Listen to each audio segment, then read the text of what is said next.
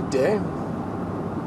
So with entheogenic medicines, which are plant medicines that bring you in to your spirit, bring you closer to God in a sense. With entheogens, there's different energies to them. There's maternal entheogens like ayahuasca and magic mushrooms, and then there's paternal entheogens like 5-MeO and San Pedro or peyote. I have a theory that the reason that mushrooms and ayahuasca have been so popular, and even in Canada we have something like 5 or 6 registered ayahuasca churches. So we got the government promoting burning down churches pretty much across Canada, yet they're opening up ayahuasca churches. And I think we should never have to ask for any licenses to do anything to do with religion or providing ourselves with medicine. I think that's stuff we just don't need in our world, and I don't think our government needs to be dealing with that. However, the reason I do believe that they've been promoting maternal or feminine psychedelics is because, for the same reason as they've been pathologizing the masculine, is to make people more feminine. And myself, I've done ayahuasca many times, both by smoking it and eating it. And for me, it helped me get into contact with my feminine side. And that's why I believe that we should look at how the person already is, what kind of energy the person already sits in, and those are maybe where we should decide what medicines the person should start with. And for myself, yes, I think it is good for me to have the feminine entheogens, and it helped me really understand women's feelings a lot more, or feminine people's feelings, and it also showed me that how important my masculine was. Is when you know both sides of both polarities of gender, then you can understand why both sides are important. I know a guy that was a drummer, and he played in all these bands, and we'd talk about how they're pathologizing the masculine, and he'd be like, I haven't noticed that in my life. I haven't seen that at all. And he's like, I've heard this from somebody else too before, but I've never seen that. And I realized is when you are a very feminine person, then you're not going to have anybody pushing upon you, so you won't know that there's a push against the masculine. And so, that guy because he was so feminine, he would get so angry with the people that he was playing with, that he would get resentful because he didn't stand up for himself, and he'd quit bands all the time. And that's the issue with being overly feminine, is because you can be very passive, and then you're so passive that you allow people to walk all over you, but it's also your fault because you have not set boundaries and been assertive to tell these people what you need to tell them. And he's like a very spiritual guy. However, I started to notice that when I rubbed him wrong, his face would kind of go red, and then he turned into a complete monster. So I realized is that and he's done lots of ayahuasca too, and what I realized is when you go into the feminine spirit, it's really easy to like be like, wow, I'm spiritually enlightened, or I'm getting the spirit in me, because the maternal is the all loving. It's being in the moment. It's Zen meditation. It's like Buddhism, right? And that's probably, it's hard for a lot of people that can't clear their minds. However, that doesn't really teach you about morality or a higher understanding of ethics or a higher understanding of your shadow. when you start to use entheogens that are masculine, you'll start to see that you start to be, the medicine will work like a father to you.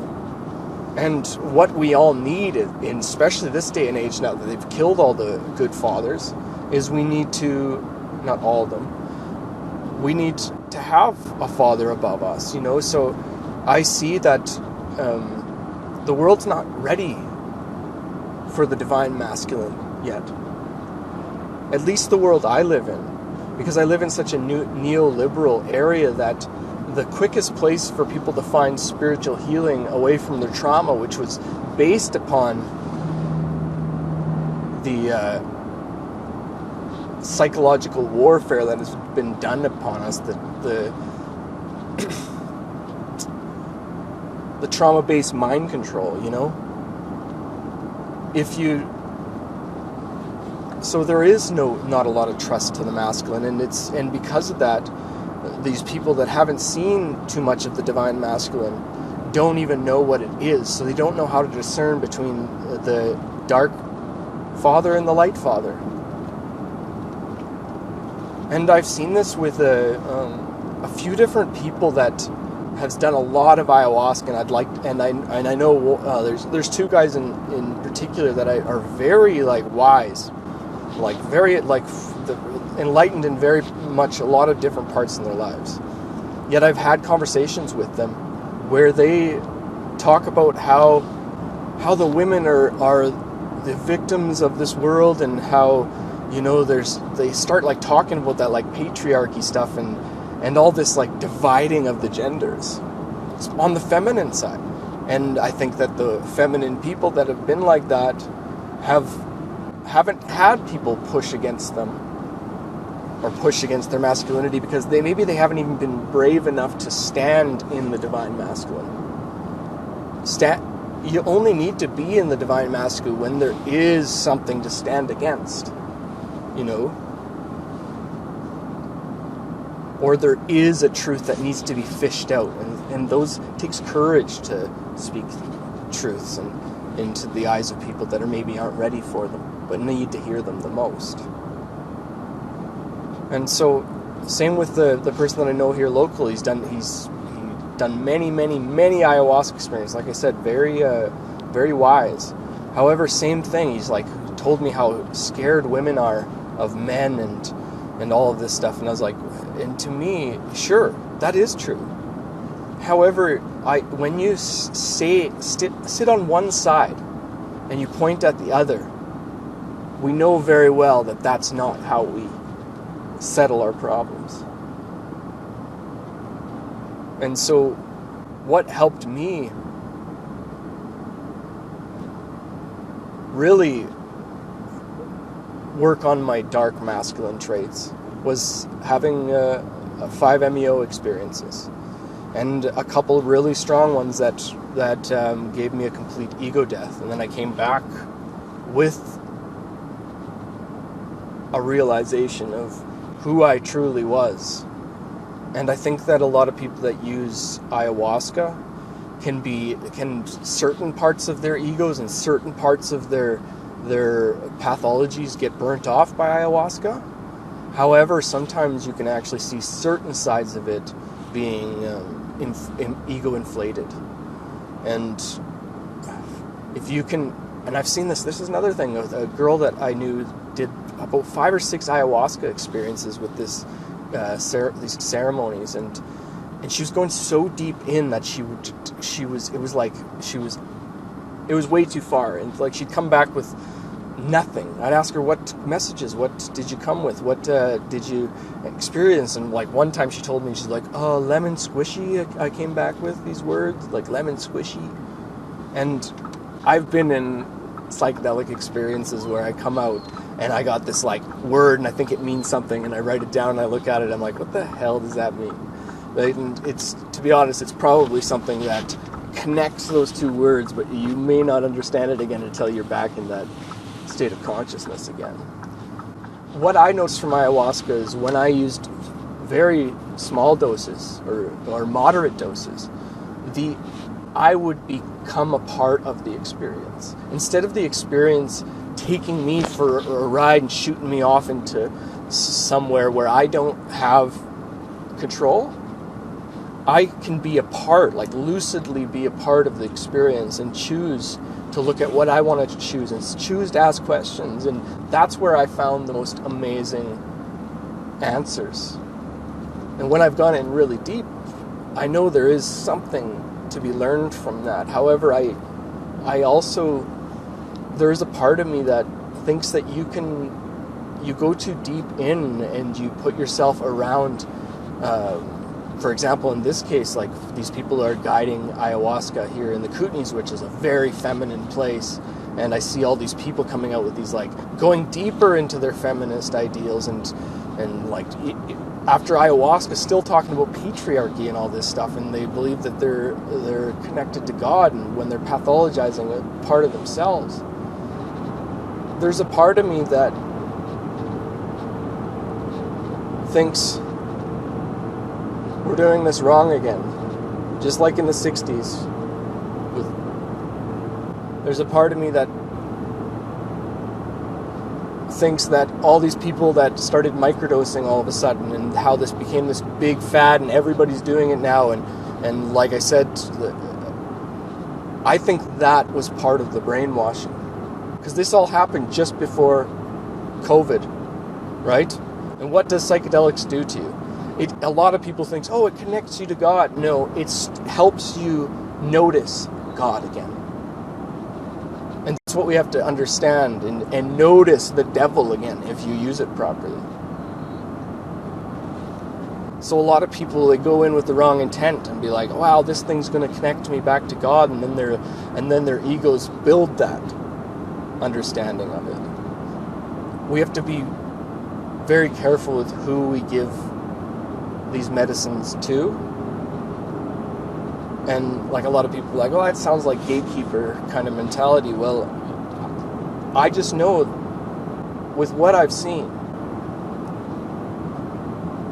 I watched that one woman go into like 4 or 5, didn't seem to me have anything to do with all this feminism and patriarchy stuff, and then she has 4 or 5 experiences, and then it's like a weekend thing, so then she's hanging out with all the people there, and they're talking between, and they're in such an open state, and they start talking about their beliefs, and then they're cementing themselves over to these beliefs, rather than doing what they should be doing, and destroying their ideologies that are connected to these beliefs.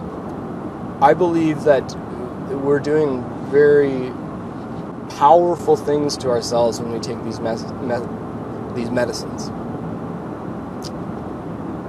And if you don't have the soil, the nutrition in the soil, which is you, for the seeds, which are these entheogens, then you're likely going to do more harm than good. We have to be very cautious of wisdom we didn't earn.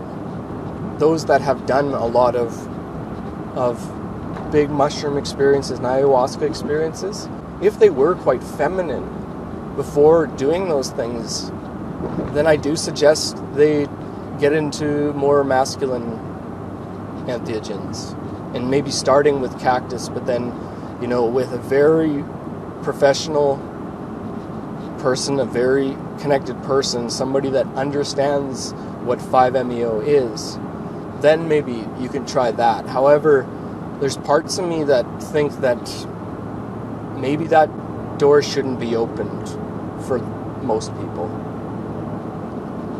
At least completely opened. Maybe like microdosing 5-MeO, or just moderate doses that don't induce the full ego death, might be a way for us to help people that shouldn't be opening that door to become more masculine and stand in their power. When I sit in a room full of people and they're all bowing to each other and talking all special and putting their hands on their heart and all that stuff, and I know that that's all great healing that we can do for each other, and there's nothing wrong with all of that. However, I have troubles to sit in groups like that unless we can start talking about how we're going to move forward and actually heal each other.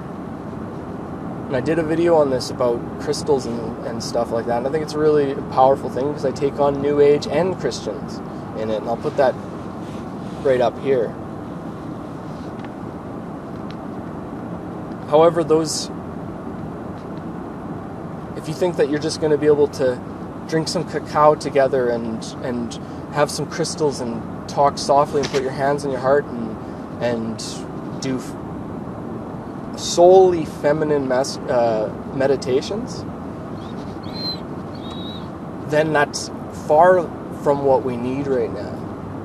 I mean, it's far from just going to heal us long term. We have to do the actual work to get rid of these demons in our minds and these ideologies in our minds and understand that we have things that we still carry with us that we put there that are not from God and they are not intuitive. And that's what the divine masculine is the flaming cherubim. The cherubim with the flaming swords that guard the Garden of Eden. And the idea of this is that you need to have all this scrap wood and dead wood burnt off, and you need to cut all of those parts of us off so that we can live in the Garden of Eden. And the Garden of Eden is a state of mind. And when Jesus says, "Let the dead bury the dead," he's talking about eternal life. Those that have made it past the cherubim. And it's not just like you're saved and always saved. You can't just pass the cherubim and then you're always in the Garden of Eden. No, it's constant work. It's like every day you have to check in with those cherubim. And sometimes you wake up and you're not in the Garden of Eden. And you have to go back to those gates and to enter back in. And the truth and a paternal psychiatrist or therapist is the one that's going to give you that truth. And there is a time and place for the paternal therapist. And it's often not right when they come in the door, you know? Because a lot of the time you have to be the mother and sit there and just listen and let them come to the point where they want the father. Or encourage them towards their own father inside them is probably the best way to look at it. And I wanted to talk quickly about the energies right now. I'm feeling the energies, and I know a lot of other people are feeling the energies right now, especially very connected people. And there is things going on right now, and do I know exactly what they are? No, like some people call it, this is the spirit portal, I believe, opens up here today or tomorrow. And there's just a very powerful time. Some people talk about it being the veil being very thin. Well, to be honest, for myself, I think the veil's the thinnest at the winter equinox. It's so still. It's like the world is still. The material world is still, which allows the spirit world to be heard. So I think we have to be very careful with what we eat right now. We have to eat really healthy stuff and maybe stay away from carbs and sugars and stuff like that, because that'll help mitigate a lot of the body pain and like the gut pain that is like an effect of trying to live amongst the clouds at the same time as living here on the earth. And a lot of people call this like ascension symptoms. It's like it's us learning to stand with God in the 5D and also live down here at the same time.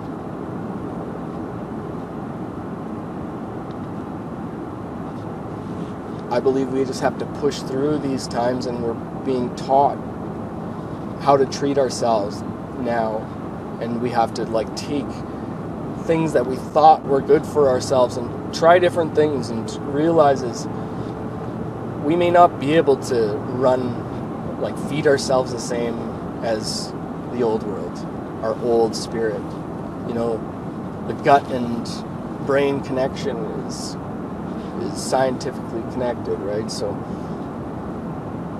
as you start to be that burning, fueling atomic energy that you start to be when you feel the God's presence, and when you can feel the energy inside yourself, you need other sources of energy to fuel that extreme amount of energy you're starting to put off.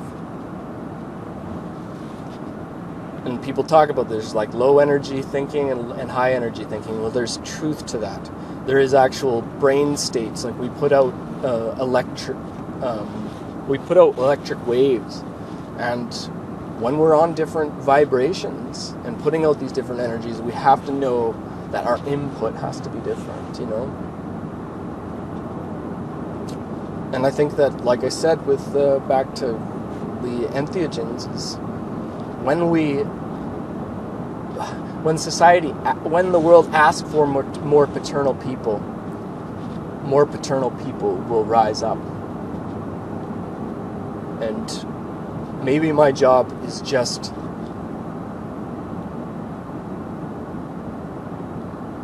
to amend the soil for the next generation, so they can finally understand and be able to resonate with the Divine Masculine. And again, Divine Masculine, when you can use it, you can become that spiritual warrior, because if the emotions take us over, then we can't stay still. We can't stay still in our spirit. And sometimes when you're looking the demon in the eye, he's going to pick at the emotions. And that's what the Divine Masculine is being able to stay fully in the presence of your logic, your reason, and the truth that is given to you by the Lord. If you've enjoyed this video, please like and subscribe and share the video. And if anybody wants to have one-on-one meetings or talks with me and wants to understand entheogens more and these kind of things, please contact me at melatonic@protonmail.com.